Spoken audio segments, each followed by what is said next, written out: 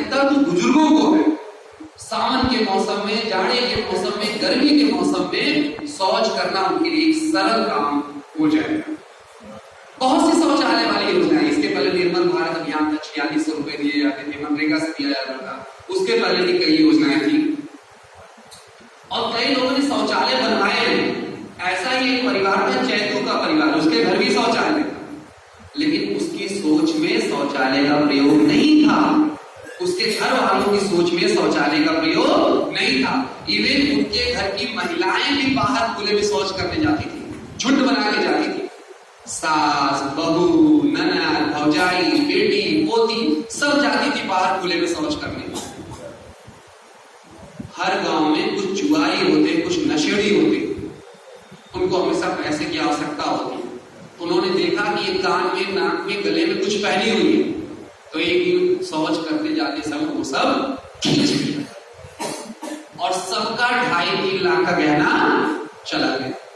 उतने में तो चैतू के घर में और शौचालय बन जाते। हाँ, ये अलग बात है कि इस घटना के बाद चैतू के घर की औरतें बाहर शौच करने के लिए नहीं गई। यह घटना किसी के घर घट सकती है। कम से कम यहां शौच करने जाइए, अपना सब गहना उतार के जाइए, कान में जो पहने वो उतार दीजिए, नाक में जो पहने वो उतार दीजिए, गले में जो पहने वो उतार दीजिए, नहीं तो इस प्रकार की घटनाएं घट सकती है। चलिए, गहना चला गया फिर आ जाएगा, आभूषण चला गया फिर बन जाएगा, लेकिन कोई तो एक चीज ऐसी होती होगी जो जाने के बाद फिर वापस नहीं आती। क्या है वो चीज? इनके लिए ताली बजाइए, जोरदार ताली। इज्जत या सम्मान एक ऐसी चीज है जो चली जाए कभी वापस नहीं आती। इस चीज पे गांव वाले बहुत तेज सुनने के लिए राजी होते हैं। उनको बताना है कि माननीय सुप्रीम कोर्ट का वर्डिक्ट है कि हमारे देश में बलात्कार की, दुराचार की, दुष्कर्म की, रेप की घटनाएं दिन प्रतिदिन बढ़ रही है और उसमें से 80% घटनाएं खुले में शौच करते जाते समय घट रही है। आए दिन इन घटनाओं के बारे में आप न्यूज़पेपर में पढ़ते हो, आए दिन। अब इसके लिए दोषी कौन है? इसके लिए दोषी तो जो दुष्ट मानसिकता के लोग हैं, विकृत मानसिकता के लोग हैं, वो है पहली प्रथम दया अगर देखा जाए। लेकिन उसके बावजूद विज्ञान भी कुछ कहता है। जब कोई महिला बाहर शौच करने जाती है, जाहिर सी बात है वो कपड़े में शौच नहीं करेगी, उसे अर्धनग्न होना पड़ता है। सही कह रहा हूं ना? और उधर से अगर कोई पुरुष गुजर रहा है और जब वो अर्धनग्न होती है खुले में शौच करने के लिए, तो उनके सबसे नीचे अंग दिखाई देते हैं। उधर से कोई पुरुष गुजर रहा होता है और वह शरीर देखता है, तो विज्ञान कहता है कि उनके मस्तिष्क में पिट्यूटरी ग्लैंड से एक हार्मोन स्रावित होता है जिसका नाम है टेस्टोस्टेरोन हार्मोन। और इस हार्मोन के स्रावन से इस प्रकार की प्रवृत्ति काफी अधिक बढ़ने की संभावना रहती है। छोड़िए महिलाओं का सजीव शरीर, छोड़िए महिलाओं के नग्न शरीर की फोटो वीडियो देख ले पुरुष, तो ये हार्मोन स्रावित होने लगता है। इसीलिए महिलाएं स्नान का कार्य, नहाने का कार्य आड़ में करती है, वो सबके सामने नहीं आती है। तो शौच को क्यों खुले आसमान के नीचे करती हैं? शौच भी स्नान की तरह एक निजी प्रक्रिया है जिसे आड़ में करना चाहिए, क्योंकि महिलाओं के सबसे निजी अंग दिखाई देते हैं। अगर उनके घर में पैसा नहीं है, चारों ओर से 4 बांस गाड़ लीजिए, पुरानी साड़ी, पुरानी चादर से आड़ कर लीजिए, लेकिन शौच खुले आसमान के नीचे मत करिए, नहीं तो इस प्रकार के अपराध की संख्या काफी ज्यादा बढ़ रही है, जिसके बारे में आई थिंक न्यूज पेपर में, समाचार पत्रों में आप पढ़ते। अभी परसों एक न्यूज़पेपर में एक खबर निकली थी, मेरठ थाना क्षेत्र में एक 17 वर्ष की बच्ची थी, रात के 10 बजे शौच करने गई, तमंचे के बल पे बदमाशों ने उठा लिया, न केवल सामूहिक दुराचार किया बल्कि किडनैप करके कहीं और छोड़ा। पढ़ा कि नहीं है सब? नहीं पढ़ा होगा तो न्यूज़पेपर लाए।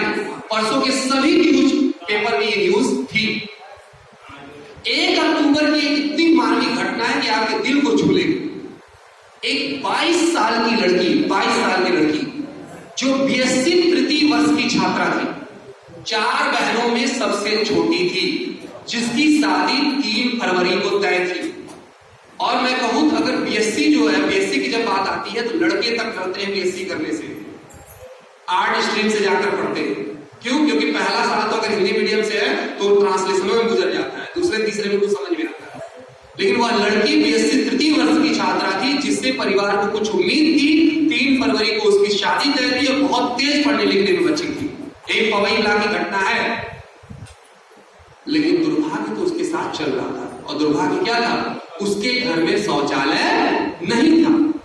ये वाली मेरे की बच्ची तो रात में 10 बजे गई शौच करने, जो टट्टी कभी नहीं सकती है। लेकिन पवई ला की जो लड़की थी वो तो शाम को 4 बजे शौच करने बाहर निकली थी। और न केवल बदमाशों ने उसके साथ सामूहिक दुराचार किया, बल्कि अपना दोष छिपाने के लिए उसको जला करके नदी के किनारे फेंक दिया। उस परिवार ने क्या खोया? सम्मान खोया, इज्जत खोया। ये तो बात की बात है। सबसे बड़ी बात बेटी ही नहीं रही। जिस बेटी को कितने लाड प्यार से पाला होगा, जिससे कितनी उम्मीदें थी, 3 फरवरी को शादी थी, शादी की तैयारियां चल रही थी, वो बेटी नहीं रही। इसलिए नहीं रही क्योंकि घर में शौचालय नहीं था। इसीलिए सुप्रीम कोर्ट ने कहा कि 80% दुष्कर्म की, बलात्कार की, रेप की घटनाएं खुले में शौच करते जाते समय घट रही।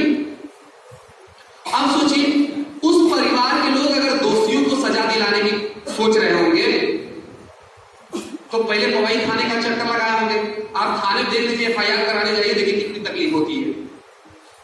उसके बाद वो पवई से आजमगढ़ की दूरी कितनी है? 55 से 60 किलोमीटर है ना। उतना दूर वो कचहरी का दौरा मारेंगे, आजमगढ़ कचहरी का, तब कहीं जाकर के उनको न्याय मिलेगा भी कि नहीं मिलेगा। इसमें कितने पैसे खर्च हो जाएंगे बताइए? उससे बहुत कम खर्चे में शौचालय बन जाता, नहीं बन जाता, इज्जत भी बच जाती और बच्ची भी बच जाती। मैं आप में से किसी एक का आह्वान करूंगा, जितने लोग मंचासीन हैं इन्हीं में से, यह घटना मैं चूंकि हवा में नहीं बोल रहा हूं, मैं न्यूज़पेपर लेकर के आया हूं, तो कम से कम एक घटना को तो न्यूज़पेपर में पढ़ा जाए ताकि उसकी मार्मिकता को आप महसूस करें। कोई भी एक व्यक्ति। इसमें ये खबर है, आजमगढ़ में नदी के किनारे छात्रा की जली लाश बरामद। 2 अक्टूबर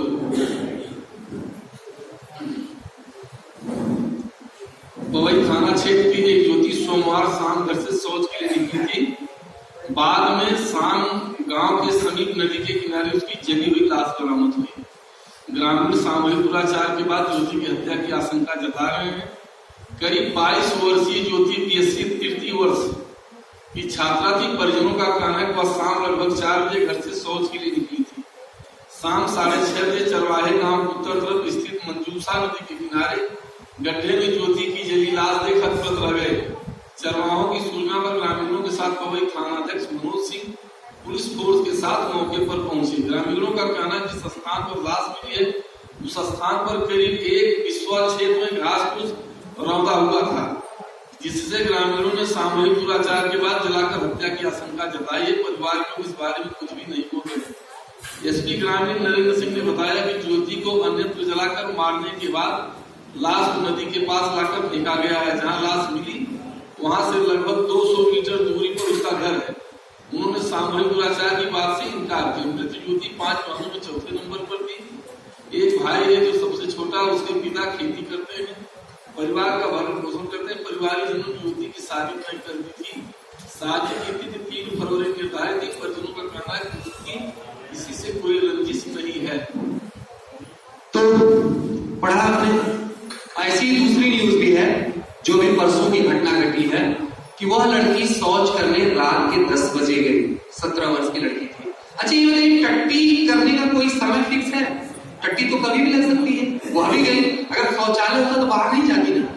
और सोचिए इसके परिवार पर क्या गुजर रही थी। माने नहीं माने, दोषियों को जितना सजा दिलाने में पैसा खर्च होगा उससे कम में शौचालय बन जाता, नहीं बन जाता? बन जाता ना।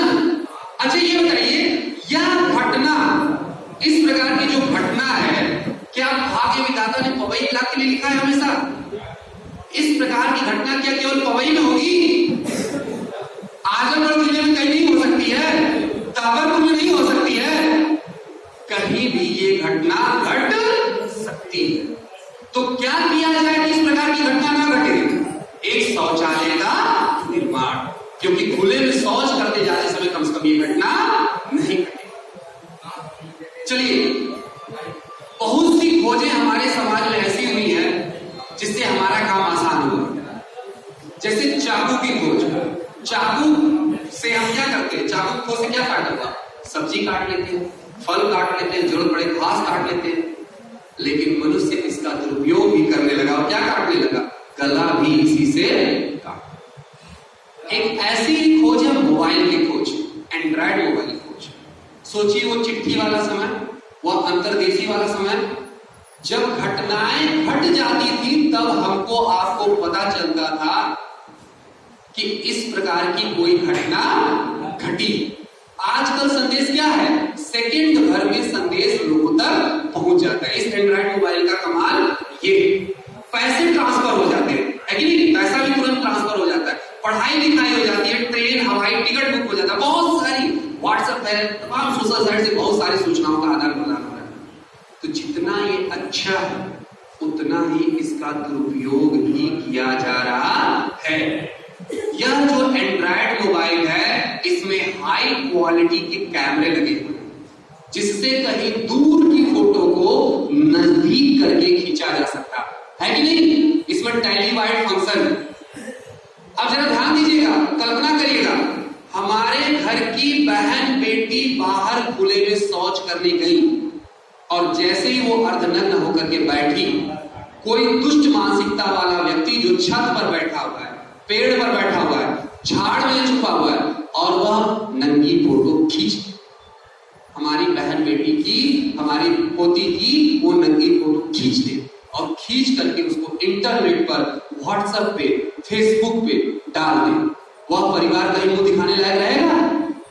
और सबसे बड़ी बात, वह लड़की कहीं मार्केट जा रही हो, कहीं पढ़ने जा रही हो, उससे कहे देखो तुम्हारी ये नग्न फोटो हमने खींचा है, हम जो कह रहे हैं वो करो। अक्सर लड़कियां ये सब बातें अपने गार्जियन से नहीं बता पाती हैं, कम्युनिकेशन गैप होता है।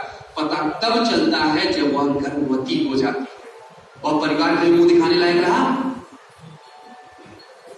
अगर घर में शौचालय हो तो इस प्रकार की नग्न फोटो वाली समस्या न के बराबर होगी। माने नहीं माने, शौच करते समय तो ये फोटो नहीं है, इज्जत जा रही लोगों की नहीं। अगर शौचालय हो तो लोगों का इज्जत क्या है? सेफ है। इसीलिए इसे शौचालय नहीं क्या कहा जाता है? इज्जत घर कहा। इज्जत के नाम पे हम आप क्या क्या नहीं करते। अच्छा ये बताइए, जितने लोग यहाँ बैठे हैं उनके किसी गांव में कटोरा लेकर भीख मांगने वाला कोई है? जो गांव में कटोरा लेकर भीख, कोई है? याद आ रहा है उसका नाम? कोई नहीं। कोई ऐसा व्यक्ति है जिसके तल पर कपड़ा ना हो? कोई नहीं। फिर मैं मानता हूं आपके भी गांव में गरीब होंगे, लेकिन उन गरीबों के घर में भी जब बेटी की शादी होती होगी, बेटी और बेटे की, तो कम से कम 3-4 लाख रुपया वह भी आजकल खर्च करते हैं। उनके पास पैसा नहीं होता है, प्रधान जी से मांग करके, किसी रिश्तेदार से मांग कर, किसी मानिंद व्यक्ति से मांग करके वो खर्च करते ही नहीं करते। मिठाई की अच्छी व्यवस्था करते हैं, खाने की अच्छी व्यवस्था करते हैं, सोचते हैं कोई बाराती पानी पिए बिना न छूटे, हर घराती पानी पी ले, हर कोई भोजन कर ले। किस नाम पे? इज्जत के नाम पे। इज्जत चली गई।